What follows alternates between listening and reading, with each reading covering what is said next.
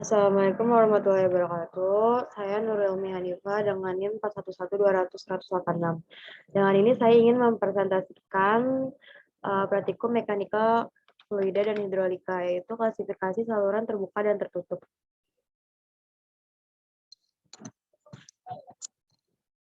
Apa itu saluran terbuka? Saluran terbuka adalah saluran yang mengalirkan air dengan suatu permukaan bebas yang dipengaruhi oleh tekanan udara. Menurut asalnya, saluran dapat digolongkan menjadi saluran alam atau natural dan saluran buatan atau artifikal. Saluran alam yaitu saluran yang terbentuk secara alami, sedangkan saluran buatan adalah saluran yang dibuat dan direncanakan sesuai dengan konteks pemanfaatannya seperti saluran irigasi, saluran drainase, dan saluran pembawa pada pembangkit listrik tenaga air. Kondisi aliran dalam saluran terbuka yang rumit berdasarkan kenyataan bahwa kedudukan permukaan bebas cenderung berubah sesuai dengan waktu dan ruang, dan juga bahwa kedalaman air, debit, kemiringan dasar saluran dan permukaan bebas adalah tergantung satu sama lain. Pada saluran terbuka, jenis penampangnya dapat beragam dari bentuk bundar sampai bentuk yang tidak teratur. Kecepatan aliran dengan adanya suatu permukaan bebas dan gesekan di sepanjang dinding saluran pada kecepatan dalam saluran tidak terbagi merata dalam penampang saluran. Distribusi kecepatan pada penampang saluran juga tergantung pada faktor-faktor lain seperti bentuk penampang yang tidak lazim, kekasaran saluran, dan adanya tekukan-tekukan atau Chow 1992. Kecepatan aliran merupakan waktu yang dibutuhkan per jarak yang ditempuh oleh suatu partikel untuk perpindahan dan suatu tempat ke tempat yang lainnya, atau Anasiru 2005. Rumus percepatan aliran menurut kekasaran Manning adalah sebagai berikut. V sama dengan RH 2/3 S1/2 per N. V sama dengan kecepatan aliran M per S. RH sama dengan jari-jari hidraulik atau M. S sama dengan kemiringan atau minus. N sama dengan koefisien kekasaran Manning atau minus.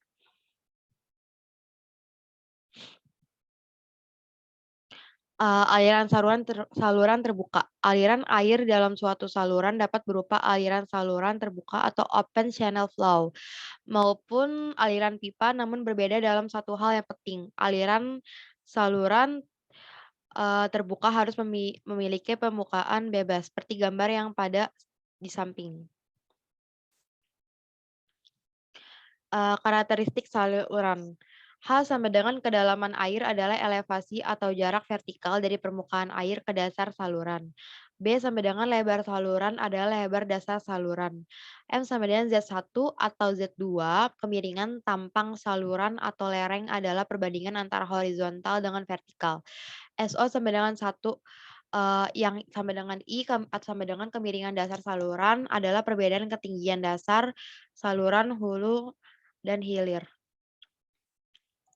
Apa itu saluran tertutup? Saluran tertutup adalah saluran yang alirannya tidak dipengaruhi oleh tekanan udara secara langsung, kecuali oleh tekanan hidraulik.